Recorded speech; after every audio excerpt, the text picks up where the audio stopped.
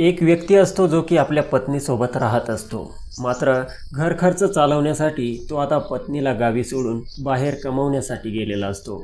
अनेक महिने झाल्यानंतर त्याची पत्नी त्याला कॉल करते आणि त्याला म्हणते की तुम्ही घरी निघून या, मला इथे तुमच्याशिवाय करमत नाही। मात्र तो पती म्हणतो की जर मी घरी आलो तर आपला घर खर्च चालणार कसा, त्यामुळे तुला एकटीला राहण्याची सवय लावून घे आणि तुला पुढे एकटीलाच राहावं लागेल। काही केल्या पती ऐकत नाही, म्हणून त्या पत्नीने पुढे चालून असे काम सुरू केले जे आता सोशल मीडियावरती व्हायरल आहे। अखेर ती महिला काय करत होती आणि नंतर त्या महिलेसोबत काय झाले, काय आहे संपूर्ण सत्य घटनाक्रम, आज मी आपल्याला आजच्या या व्हिडिओमध्ये पूर्ण सत्य कहाणी सांगणार आहे, त्यामुळे व्हिडिओला शेवटपर्यंत नक्की बघा। नमस्कार, स्वप्नील क्राइम टॉक्समध्ये आपले स्वागत आहे। आजच्या आपल्या सत्य घटनेची सुरुवात होते उत्तर प्रदेशमध्ये एक जिल्हा आहे हमीरपूर, आणि या हमीरपूर जिल्ह्यामध्येच रवन नावाचे एक गाव आहे। याच गावातील ही एक सत्य घटना आहे। मात्र या घटनेची सुरुवात मध्य प्रदेशमधून होते। मध्य प्रदेशमध्ये छतरपूर नावाचा जिल्हा लागतो आणि याच जिल्ह्यामध्ये राहणारा सुरेश प्रजापती जो की आपल्या परिवारासोबत राहत होता, मात्र घर खर्च चालवण्यासाठी आता तो बाहेर शहरामध्ये जाऊन काम करू लागला होता। आणि जर कधी दिवाळी, दसरा, होळी असली तर तो शहरामधून आपल्या गावी यायचा। गावी परिवारामध्ये जर कोणाचे लग्न असले तर तो घरी यायचा। अशा प्रकारे त्याचं जीवनयापन सुरू होतं। 2022 मध्ये सुरेश प्रजापतीचे लग्न गायत्री सोबत झाले होते आणि दोघेही सुखाने संसार करू लागले होते। सुरेश प्रजापतीचा एक मामाचा मुलगा होता राम सुपल। हा राम सुपल नेहमी सुरेश प्रजापतीच्या घरी येणं जाणं होतं, कारण दोघांमध्ये नातेसंबंध होते। आणि हा राम सुपल सुरेश प्रजापतीच्याही अगदी जवळचा व्यक्ती होता। सुरेश प्रजापती त्याच्या काही अडीअडचणी, काही गोष्टी तो त्याच्या त्या मामाच्या मुलासोबत म्हणजे राम सुपल सोबत शेअर करत होता, आणि अशा प्रकारे यांच्या दोघांमध्ये चांगल्या प्रकारे बॉन्डिंग होती। आणि याच दरम्यान सुरेश प्रजापती बाहेर कमवण्यासाठी गेलेला होता।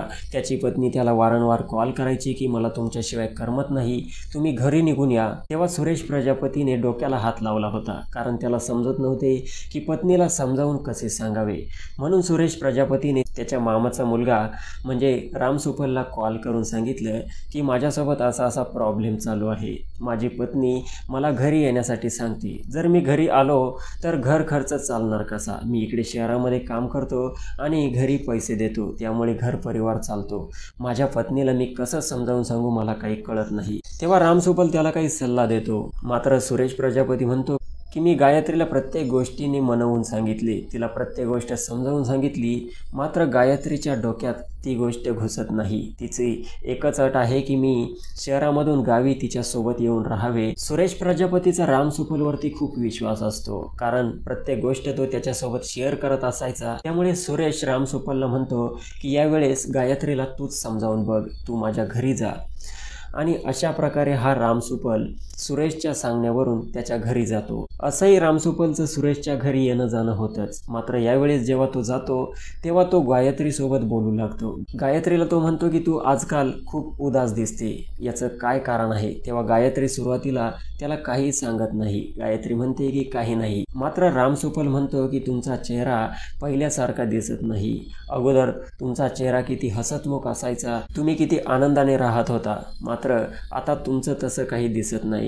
तेव्हा गायत्री राम सुपलला सांगू लागते की माझा पती बाहेर शहरामध्ये कमवायला गेल्यामुळे मला इथे करमत नाही, मला त्याच्याशिवाय राहवत नाही, मला त्याची नेहमी आठवण येत असते। आणि पतीला खूप महिन्यांपासून मी सांगत आहे, मात्र हा पती ऐकायचं नाव घेत नाही, तो काही केल्या इकडे येत नाही।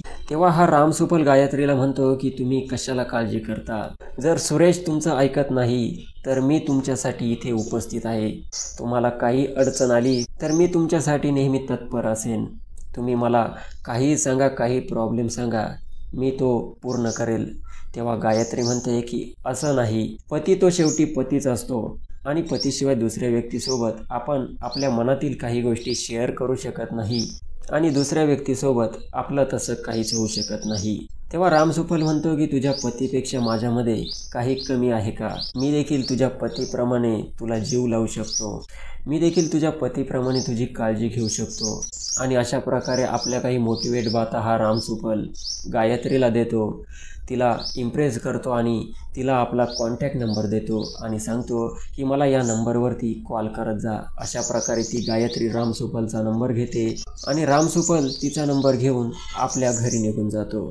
आता राम सुफल आणि गायत्रीमध्ये फोनवरती बोलणं होऊ लागतं. फोनवरती बोलता बोलता दोघांमध्ये घट्ट मैत्री होते आणि बोलता बोलता दोघांमध्ये प्रेम संबंध निर्माण होतात. गायत्री राम सुफलच्या प्रेमात पडते. राम सुफल गायत्रीसोबत तशाच गोष्टी करायचा जशा गोष्टी गायत्रीला आवडतील. तो नेहमी तिची तारीफ करायचा, तिची वाह करायचा. त्यामुळे गायत्रीला त्याचं बोलणं आवडलं होतं आणि त्यामुळे गायत्री राम सुफलवरती प्रेम करू लागली होती. आणि याच दरम्यान दोघांमध्ये शारीरिक संबंध निर्माण झाले होते.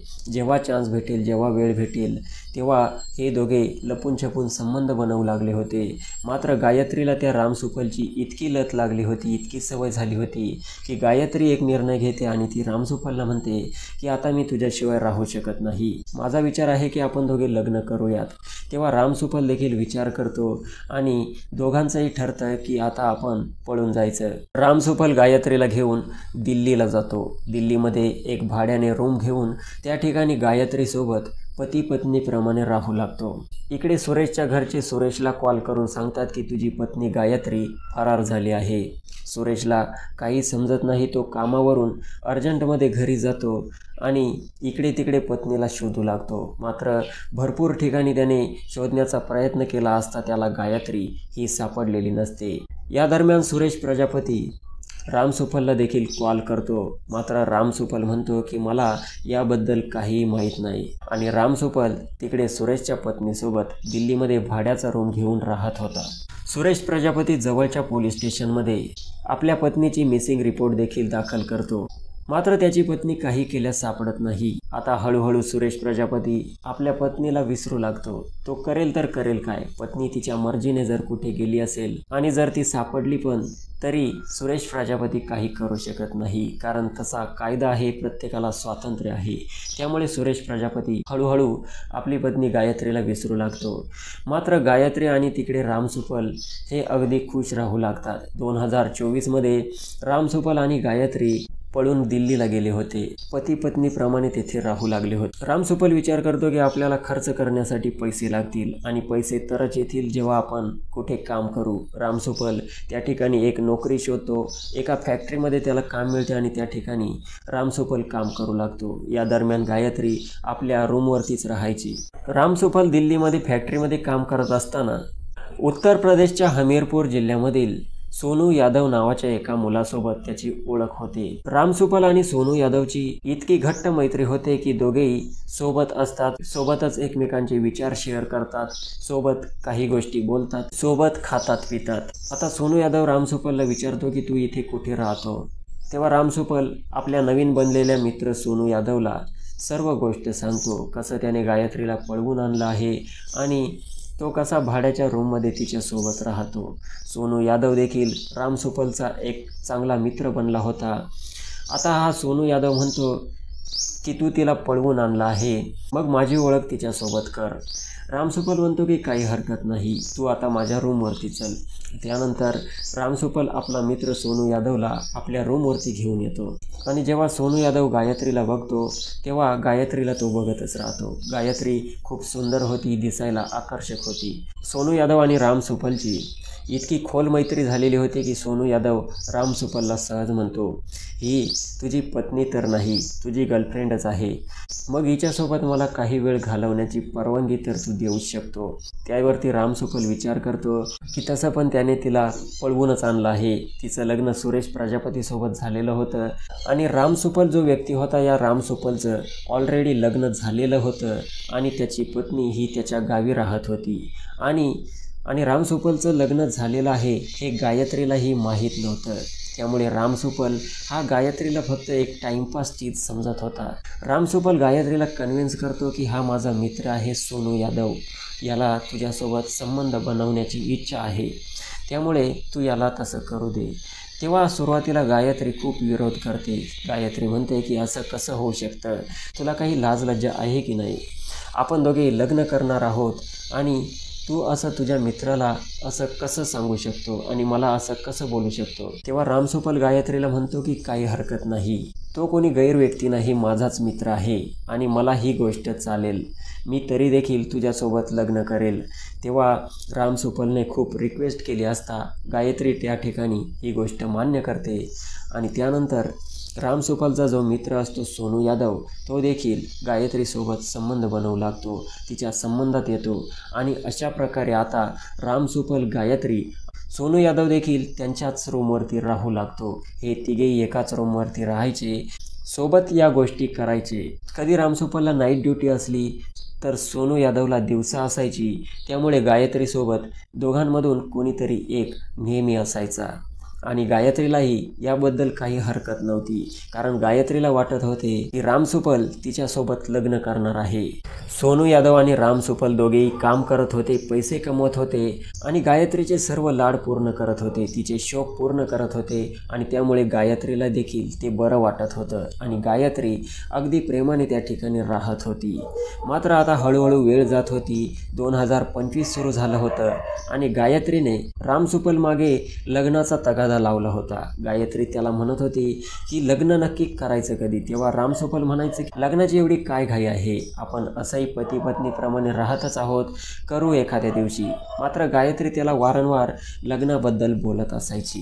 गायत्री रामसुपलला म्हणायची की आता वर्ष झालं आहे, आपण गावातून दिल्लीला आलो आहोत, आता आपण घरी जाऊया आणि तिकडेच लग्न करून टाकूया. आता रामसुपल आपला मित्र सोनू यादवला म्हणतो की गायत्री असं असं म्हणत आहे, गायत्री काही केले ऐकत नाही, ती गावी जायचं म्हणत आहे आणि तिकडे लग्न करण्यासाठी बोलत आहे. तेव्हा सोनू यादव म्हणतो की काही हरकत नाही, आपण माझ्या गावी जाऊयात, तुम्ही दोघेही माझ्या गावी या. आणि अशा प्रकारे गायत्री, रामसुपल आणि हा सोनू यादव 25 ऑक्टोबर रोजी मसौदामध्ये जातात आणि त्या ठिकाणी भाड्याचा एक रूम घेतात आणि रामसुपल आणि गायत्री राहू लागतात. सोनू यादव त्याच्या गावाजवळच होता, त्यामुळे तो त्याच्या गावी जात होता आणि त्याला जेव्हा वाटेल तेव्हा तो रामसुपल आणि गायत्रीच्या रूमवरती येत होता. सोनू यादवच्या घरच्यांनाही माहीत नव्हतं की याने आपला एक मित्र आणला आहे आणि त्या मित्राची गर्लफ्रेंड आहे, त्यांना भाड्याचा रूम घेऊन दिला आहे आणि त्यांना तेथे ठेवलेला आहे.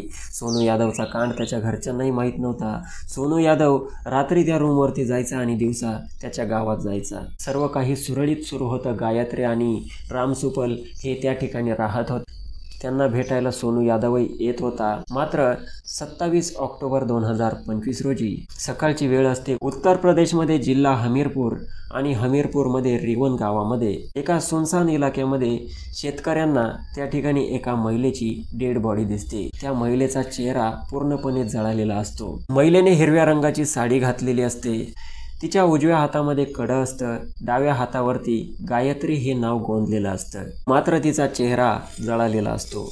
गावकरी जवळील पोलीस स्टेशनमध्ये या घटनेची सूचना देतात आणि ठाणा प्रभारी उमेश कुमार आपल्या टीमसोबत घटनास्थळी दाखल होतात. मृतदेहाची पाहणी करतात आणि त्यानंतर गावकऱ्यांना विचारण्यात येतं की ही महिला कोणाच्या ओळखीची आहे का, हिला कुठे कोणी बघितलं आहे का. तेव्हा त्यामधून कोणीही म्हणत नाही की या महिलेला आम्ही ओळखतो, कारण ती महिला त्या ठिकाणची नव्हतीच. महिलेची हिस्ट्री काहीतरी वेगळीच होती, ती गायत्रीच होती. पोलीस अज्ञाताविरुद्ध केस दाखल करतात, महिलेचा पोस्टमॉर्टम करतात आणि त्यानंतर या घटनेचा उलगडा करू लागतात.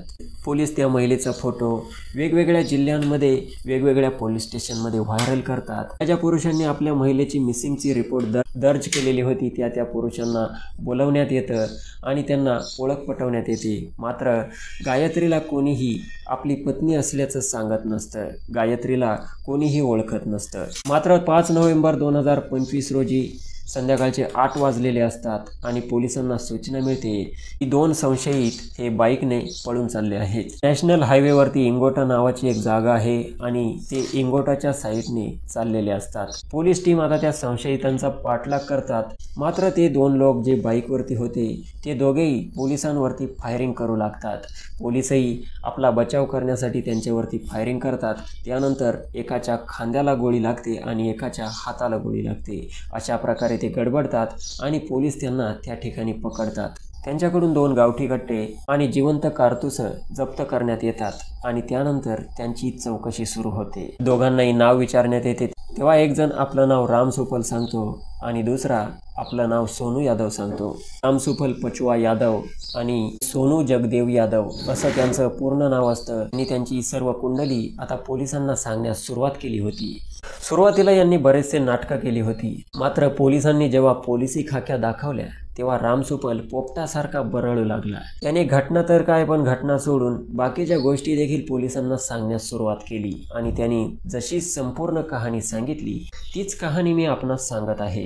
राम सुफलने सांगितले की कसे त्याने त्याच्या नातेवाईकाची म्हणजे सुरेश प्रजापतीची पत्नी गायत्री सोबत प्रेम संबंधात गुंतला, तिच्यासोबत शारीरिक संबंधात गुंतला आणि त्यानंतर तिला दिल्लीला घेऊन पळून आला. त्याचं लग्न झालेलं असताना देखील त्याने गायत्रीला फसवले आणि तिचा वापर करत राहिला. हेच कमी पडले होते म्हणून त्याने दिल्लीमध्ये एक मित्र बनवला सोनू यादव आणि गायत्रीला या सोनू यादव सोबत देखील संबंध बनवण्यास भाग पाडले. खरं तर राम सुफलला तिच्यासोबत लग्न करायचंच नव्हतं, मात्र जेव्हा गायत्री त्याच्या मागे लग्नाचा तगादा लावू लागली तेव्हा सोनू यादव आणि राम सुफलने ठरवलं होतं की आता तिला या जगातून घालवल्याशिवाय पर्याय नाही. जर आपण तसं केलं नाही तर मात्र आपल्याला शिक्षा झाल्याशिवाय राहणार नाही आणि शिक्षा तर त्यांना आताही होणारच होती. सोनू यादव आणि राम सुफलमध्ये प्लॅनिंग होते. 25 ऑक्टोबरला ते दोघे तिला मसुदा गावामध्ये घेऊन येतात आणि 26 ऑक्टोबरच्या रात्री सोनू यादव आणि राम सुफल काहीतरी नाटक सांगून आपल्या बाईकवरती बसवतात आणि त्या सुनसान इलाक्यामध्ये घेऊन जातात. त्यानंतर दोघांनी मिळून गायत्रीच्या दुपट्ट्यानेच गायत्रीचा गळा आवळण्यात येतो. जेव्हा गायत्रीचा श्वास बंद होतो त्यानंतर गायत्रीचं जे सामान असतं, तिची पर्स वगैरे, साड्या, या सर्व वस्तू गायत्रीच्या तोंडावरती टाकून देण्यात येतात आणि त्यानंतर त्या वस्तूंना पेटवून देण्यात येतं.